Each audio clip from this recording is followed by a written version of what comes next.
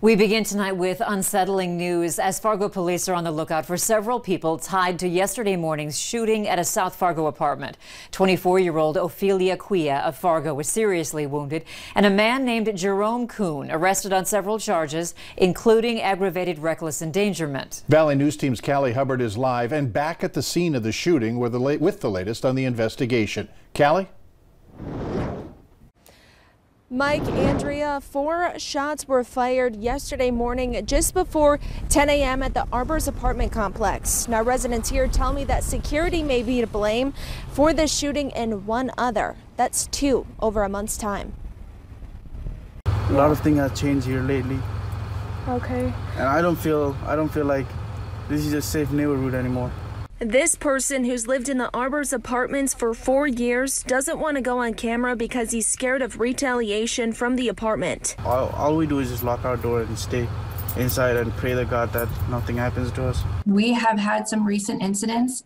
However, we've been in very close contact with the Fargo Police Department and have provided them access to state-of-the-art cameras that were installed by the owner. We took your concerns after Sunday's shooting to Trish Mowry with Metro Plains Management, the company who owns the complex and provides affordable housing to those living there. They took over management in the end of February 2020. Beginning in March, she says they met with the owners and Fargo Police to make sure there's safe housing. Anyone that is identified on site as being involved in criminal activity or allowing guests with criminal activity is evicted very swiftly. Mowry saying the problem is not so much the residents, but those who allow others to stay on the property. And we are addressing that as well because that is not allowed.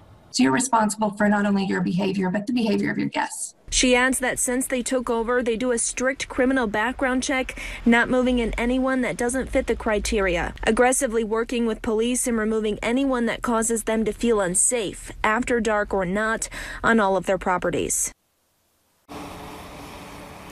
Now, Metro Plains Management told me that they do have a current contract with a security company, but there's no extra fee to residents.